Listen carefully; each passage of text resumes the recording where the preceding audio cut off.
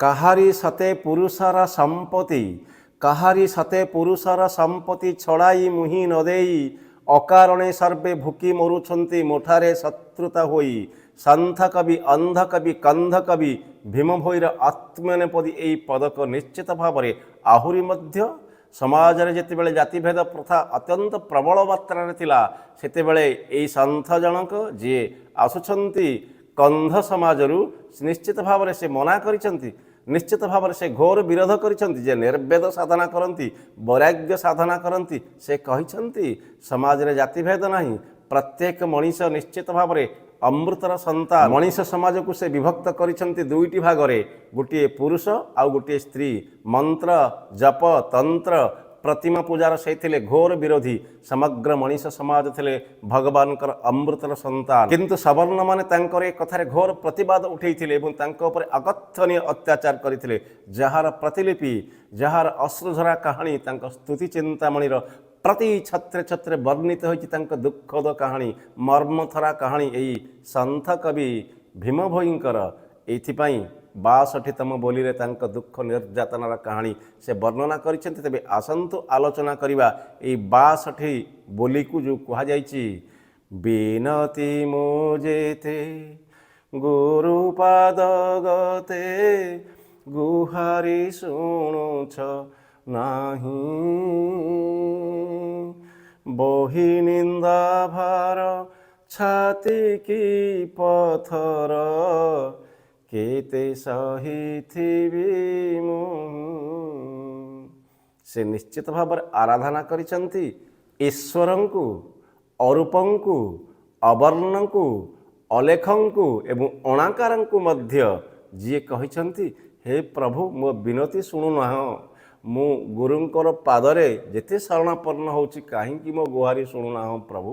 ଏତେ ସ୍ଥିତିରେ ଏ ସୃଷ୍ଟିରେ ଏ ମୃତ୍ୟୁଧାମରେ ନିନ୍ଦାଭାର ସହି କେତେ କାଳ ଆଉ ପଡ଼ି ରହିଥିବି ପ୍ରଭୁ। ମୁଁ ତ ରକ୍ତ ମାଂସର ଶରୀରଟିଏ, ସାଧାରଣ ସ୍ୱାର୍ଥଲୋଭୀ ମଣିଷଟିଏ ପ୍ରଭୁ, କାହିଁକି ମୋତେ ଏତେ ନିନ୍ଦା, ଏତେ ଅପବାଦ, ଏତେ କଷଣ ଦେଉଛ। ସେ ହାତ ଯୋଡ଼ି ବିନୀତ ପ୍ରାର୍ଥନା କରିଛନ୍ତି ମହିମା ଅଲେଖଙ୍କ ପାଖରେ। ଆହୁରି ମଧ୍ୟ ସେ କହିଛନ୍ତି, ବଡ଼ିମା ପଣରେ ଅଶ୍ରୁତାବାଦରେ କରୁଅଛନ୍ତି ତରିଜା, ନିନ୍ଦା ପସରାକୁ ମଥାରେ ମୋହର କେତେ କରିଥିବି ବୋଝା। ସେମାନେ ବଡ଼ିମା ଦେଖାଉଛନ୍ତି ବ୍ରାହ୍ମଣ୍ୟବାଦର ପରମ୍ପରାରେ ନିଚ ଜାତି କିଭଳି ଭାବରେ ଧର୍ମ ପ୍ରଚାର କରିପାରିବେ ନାହିଁ, ଈଶ୍ୱରଙ୍କ ସାନ୍ନିଧ୍ୟ ଲାଭ କରିପାରିବେ ନାହିଁ। ଯଦି କେହି ଈଶ୍ୱରଙ୍କୁ ଆରାଧନା କରିବେ ତାର ମାଧ୍ୟମ ହେବେ ସବର୍ଣ୍ଣମାନେ।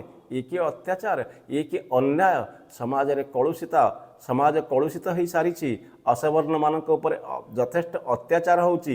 ୟାର ଘୋର ପ୍ରତିବାଦ କରିଥିଲେ ଏହି ସନ୍ଥ କବି ଜଣକ, ଅନ୍ଧ କବି ଜଣକ, କନ୍ଧ କବି ଜଣକ। ଆହୁରି ମଧ୍ୟ ତାଙ୍କ ପ୍ରଚଣ୍ଡ ପ୍ରତିବାଦ ଥିଲା। ସେ କହିଛନ୍ତି, ନିନ୍ଦା ପସରାକୁ ମଥାରେ ମୋହର କେତେ କରିଥିବି ବୋଝା। ପ୍ରଭୁ ଏ ନିନ୍ଦା, ଗାଳି, ଅପମାନ ଏବଂ ମୋ ଉପରେ ହେଉଥିବା ଅତ୍ୟାଚାର କେତେ କାଳ ସହିବି ପ୍ରଭୁ।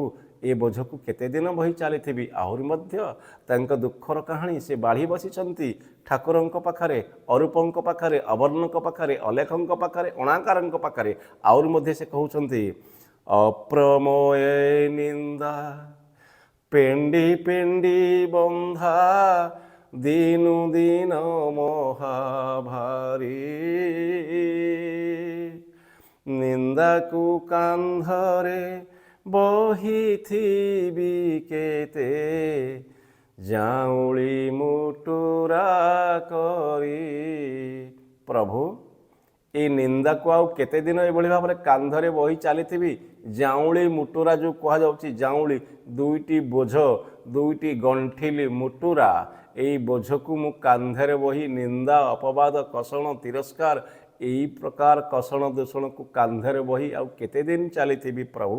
ଅପ୍ରମେୟ ନିନ୍ଦା, ଯାହାର ସଂଖ୍ୟା ଯେ ସୀମାତୀତ ଯେଉଁ କୁହାଯାଉଛି, ପେଣ୍ଡି ପେଣ୍ଡି ହୋଇ ବନ୍ଧା ହୋଇଛନ୍ତି, ଦିନୁ ଦିନ ମୋ ଉପରେ ଭାରି ପଡ଼ୁଛି ପ୍ରଭୁ। ଆଉ ଜୀବନ ବେଳେବେଳେ ବିଷ ଲାଗୁଛି, ଆଉ ଜୀବନରେ ବେଳେବେଳେ ଭୟ ହେଉଛି ପ୍ରଭୁ।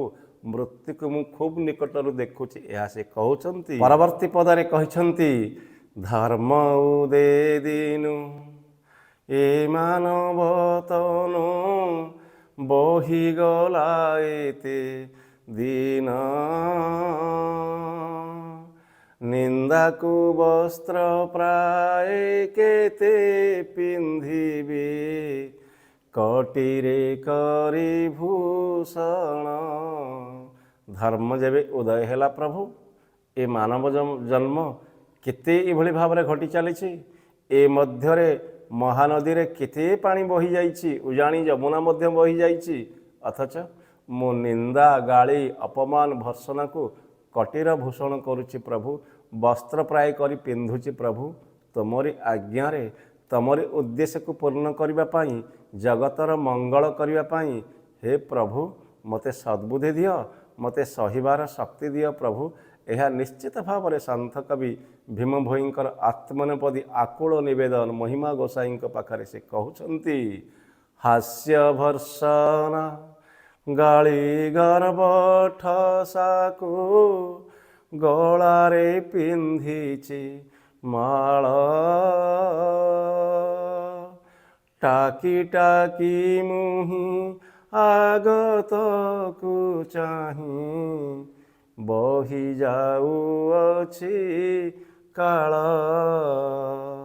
ହାସ୍ୟ ଭର୍ସନା ଗାଳି ନିନ୍ଦା ଅପମାନ ଏସବୁକୁ ତ ମୁଁ ଗଳାରେ ମାଳ କରି ପିନ୍ଧିଛି, ଏସବୁକୁ ତ ମୁଁ ବସ୍ତ୍ର ପ୍ରାୟ କରି ପିନ୍ଧିଛି, ଏସବୁକୁ ତ ମୁଁ ଜାଉଁଳି ମୁଟୁରା କରି ପିନ୍ଧିଛି ପ୍ରଭୁ। ଟାକି ଟାକି ଯେଉଁ କୁହାଯାଉଛି ଅନନ୍ତ କାଳ ପର୍ଯ୍ୟନ୍ତ ମୁଁ ଅପେକ୍ଷା କରିଛି ପ୍ରଭୁ, ପ୍ରତୀକ୍ଷା କରିଛି ଟାକି ଟାକି ଆଗତକୁ ଚାହିଁ ଭବିଷ୍ୟତକୁ ଚାହିଁ ପ୍ରଭୁ। ସମୟ ଚାଲିଯାଉଛି, ସମୟ ବହିଯାଉଛି, ଟାକି ଟାକି ମୁହିଁ ଆଗତକୁ ଚାହିଁ ବହି ଯାଉଅଛି କାଳ। ଶ୍ରାବଣ ବରଷା ପ୍ରାୟ ନିନ୍ଦା ପଦ ଅଜାଳି ହେଉଛି ଶିରେ, ଜଳ ପ୍ରାୟ ହୋଇ ସର୍ବାଙ୍ଗ ଶରୀରେ ବହୁଅଛି ବେନି କରେ। ଶ୍ରାବଣ ମାସରେ ଅବାରିତ ବର୍ଷା ବିନ୍ଦୁ ପ୍ରଭୁ ଧାରା ଶ୍ରାବଣ ପରି ଏ ନିନ୍ଦା ଗାଳି ମୋ ମୁଣ୍ଡ ଉପରେ ଅଜାଡ଼ି ପଡ଼ୁଛି ପ୍ରଭୁ। ଜଳ ପ୍ରାୟ ମୋର ସର୍ବାଙ୍ଗ ଶରୀରରେ ଏହା ମଧ୍ୟ ବହିଯାଉଛି ପ୍ରଭୁ।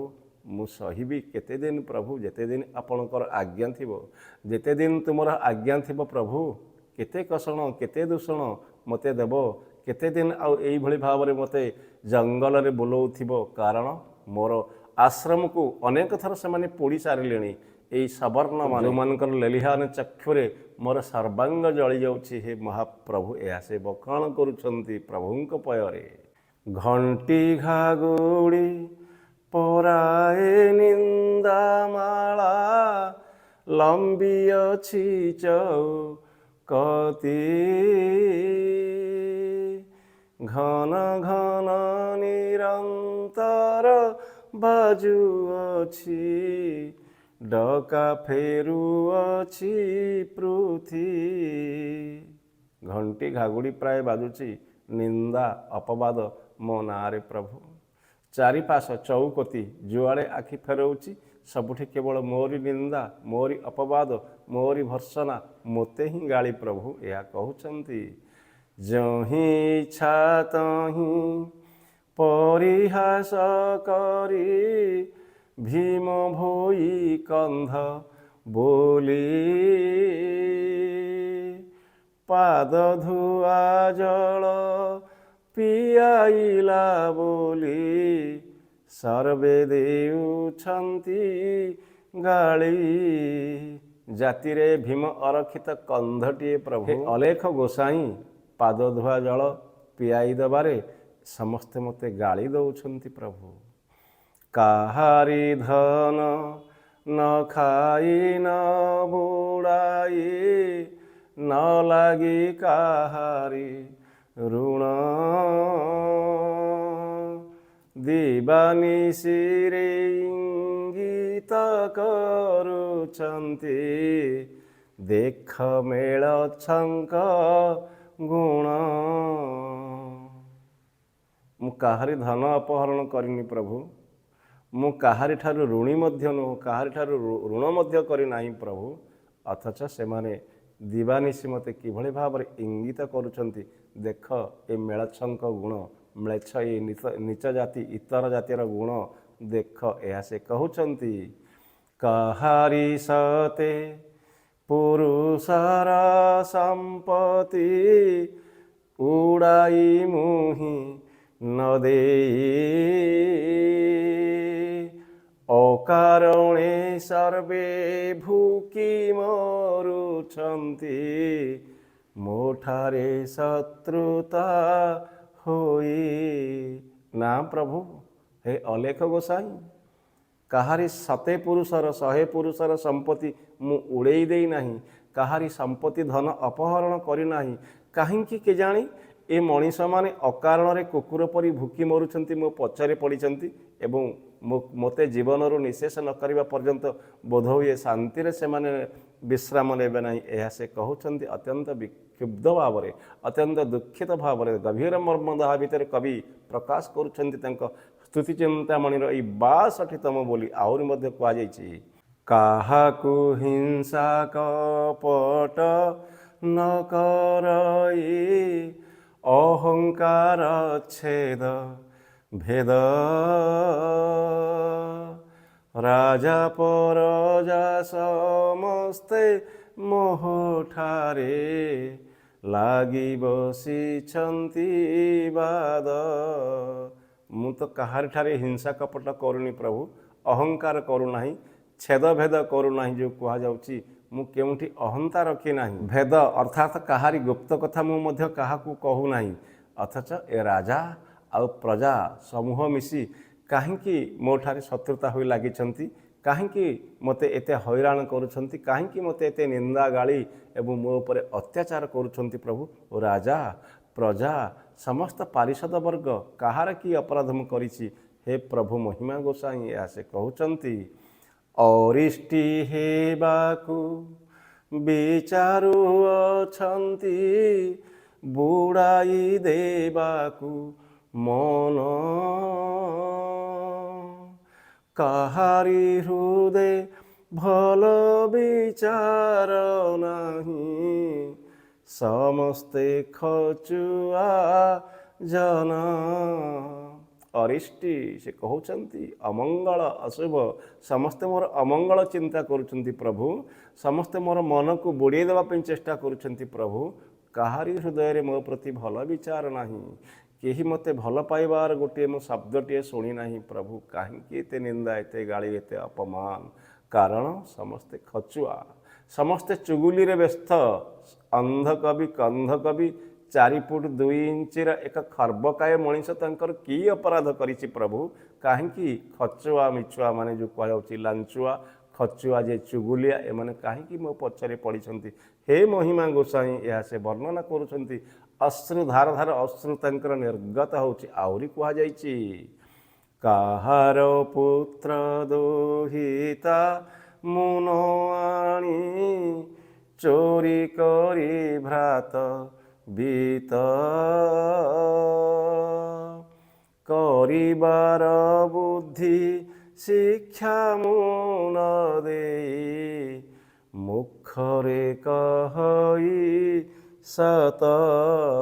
ସେ କହୁଛନ୍ତି ମୁଁ କାହା ପୁଅ ଝିଅ ଛଡ଼େଇ ଆଣି ନାହିଁ ପ୍ରଭୁ, କାହାର ହେତା ବର୍ତ୍ତନ ଭାତ ବର୍ତ୍ତନ ମୁଁ ଚୋରି କରି ନାହିଁ ପ୍ରଭୁ, ମୁଁ କାହାକୁ କେଉଁ ବାଟରେ ଯିବାର ଶିକ୍ଷା ବି ଦେଇ ନାହିଁ ପ୍ରଭୁ, କେବଳ ମୁଁ ସତ୍ୟ କହୁଛି ପ୍ରଭୁ। ଏଇ ହେଉଛି ମୋର ଅପରାଧ। ସମଗ୍ର ମଣିଷ ସମାଜକୁ ଧର୍ମ ମାର୍ଗରେ ଦୀକ୍ଷିତ କରୁଛି, ଏଇ ହେଉଛି ମୋର ଅପରାଧ। ମଣିଷ ସମାଜରେ ଜାତିଭେଦ ପ୍ରଥାକୁ ମୁଁ ମାନେ ନାହିଁ, ଏଇ ହେଉଛି ମୋର ଅପରାଧ। ମିଥ୍ୟା ବଚନକୁ କହିବି ବୋଲନ୍ତେ, ପ୍ରାଣରେ ମାଡ଼ଇ ଭୟ,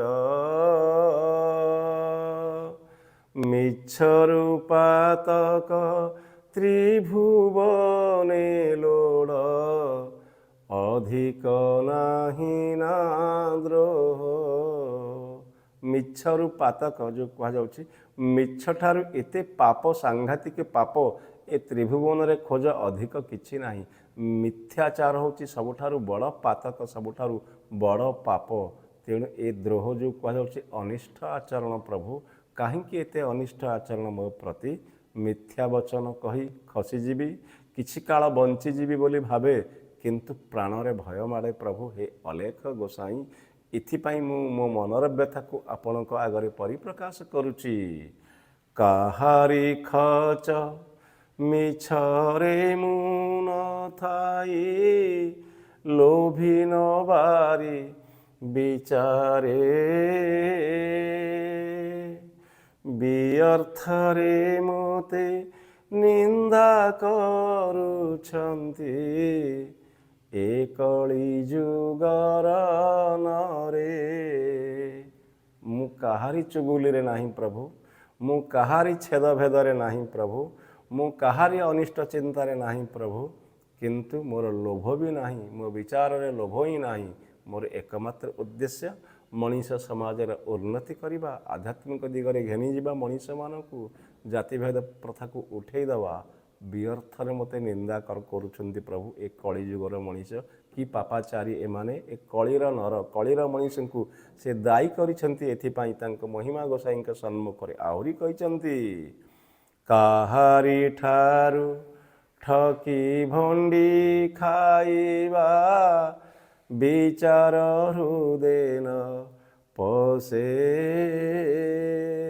56 କୋଟିଏ ଯେତେ ଜୀବ ଅଛନ୍ତି, ମୋର ଆତ୍ମା ପ୍ରାୟ ଦିଶେ। ତମର ହାତ ଗଡ଼ା ଏ ସୃଷ୍ଟିର କଣ୍ଢେଇମାନେ ଏଇ 56 କୋଟି ସଂଖ୍ୟାରେ ପ୍ରଭୁ। ସମସ୍ତଙ୍କ ଭିତରେ ମୁଁ ମୋର ଆତ୍ମାକୁ ସନ୍ଦର୍ଶନ କରେ, ସମସ୍ତଙ୍କୁ ମୁଁ କେବଳ ଈଶ୍ୱରଙ୍କ ସାନ୍ନିଧ୍ୟ ଭିତରେ ଦେଖେ ପ୍ରଭୁ। ସମସ୍ତଙ୍କ ଭିତରେ ମୁଁ ପରମାତ୍ମାକୁ ଅନୁକ୍ଷଣ କରେ, ସନ୍ଦର୍ଶନ କରେ ପ୍ରଭୁ। କାହାଠାରୁ ଠକିବା, ଭଣ୍ଡିବା, କାହାଠାରୁ କିଛି ଅପହରଣ କରିବା ମୋ ହୃଦୟ ଭିତରେ ଏକଥା ନାହିଁ ପ୍ରଭୁ। କାହିଁକି କଳିଯୁଗର ମଣିଷମାନେ ମୋ ପ୍ରତି ଏତେ ଆକ୍ରୋଶମୂଳକ ମନୋଭାବ ମୁଁ ବୁଝିପାରୁନି ପ୍ରଭୁ। ମହିମା ଗୋସାଇଁ। କାହାରି ଛେଦ ଭେଦରେ ମୁଁ ନଥାଇ, ନୁହଇ ଶତ୍ରୁ କଳଙ୍କ, ଫିସାଦରେ ମୋତେ ମନ୍ଦ ପାଞ୍ଚୁଛନ୍ତି, ସହି ନ ପାରିଣ ଲୋକ। ମୁଁ ତ କାହାରି ଛେଦରେ ନାହିଁ, କାହାରି ଭେଦରେ ନାହିଁ, କାହାଠାରେ ଶତ୍ରୁତା କରି, କାହାର ଗୁପ୍ତ କଥା, କାହାର ଅନିଷ୍ଟ ହେବା ପାଇଁ ଚିନ୍ତା ହିଁ କରିନାହିଁ। ମୋତେ ଫସେଇ ଦିଆଯାଉଛି ପ୍ରଭୁ। ଫିସାଦରେ ଚକ୍ରାନ୍ତ କରି ମୋର ମନ୍ଦ ପାଞ୍ଚୁଛନ୍ତି ଥୋକାଏ ଦଳେ ଲୋକ। ଏହା ସେ କହୁଛନ୍ତି। ପରକୁ ମନ୍ଦ ମନାସୁଥିଲେ ପ୍ରାଣୀ, ପଳାଇ ଯାଇ ପାଖରୁ, ରମ୍ଭାତରୁ ପ୍ରାୟ କମ୍ପୁଥାଇ କାଏ, ପଞ୍ଚଭୂତ ହୃଦୟରୁ। କାହାରି ଠାରେ ମୁଁ ଅସତ୍ୟ ବଚନ କଦାଚିତେ କହି,